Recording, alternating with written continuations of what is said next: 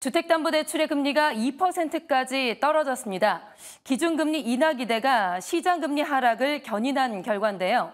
신규 차주들에게는 반가운 소식이지만 가계대출이 또 늘어날 것이라는 우려가 나오고 있습니다. 김우영 기자입니다. 5대 은행의 주담대 금리 하단이 2%대에 안착했습니다.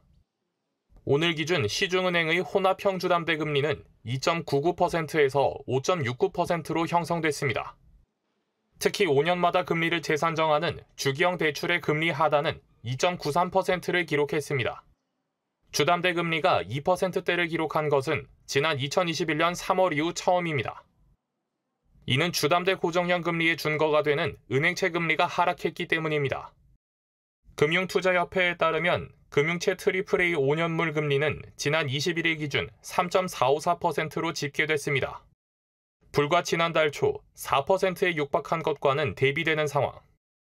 인플레이션 지표 개선과 그로 인한 기준금리 인하 기대감이 시장에 선반영된 것이라는 분석이 나옵니다. 문제는 주담대 금리가 떨어진 가운데 늘어나고 있는 가계대출의 기폭제 역할을 할 수 있다는 점입니다. 주택 거래가 회복세를 보이면서 주담대 수요는 꾸준히 늘어나고 있습니다.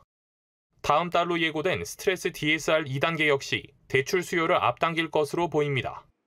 스트레스 DSR이란 향후 금리 변동성을 감안해 가산금리를 추가하는 제도입니다. 이 경우 원리금 상환액이 커지면서 대출 한도는 줄어들게 됩니다. 이 때문에 금리가 떨어지고 아직 제도는 강화되지 않은 현 시점에 대출 막차를 타려는 사람들이 늘어날 것으로 보입니다. 실제로 5대 은행의 가계대출 잔액은 이달에만 약 4조 4천억이 늘었습니다. 전문가들은 가계대출 증가가 지속된다면 향후 통화정책에도 영향이 갈 것이라 우려했습니다. 가장 지금은 우리 경제에 어려움을 주고 있는 것이 이게 이제 부채 문제라든가 인플레이션 문제인데, 금리 인하가 혹시 이런 부채를 더 키우고 인플레이션이 안정적으로 가는 부분들의 어떤 방해 요인이 되지 않을까, 이런 부분들도 금융당국이 금융정책을 펼치는 데 있어서 고려하고 있는 요인들에 들어갈 수 있다고 봅니다. 매일경제TV 김우현입니다.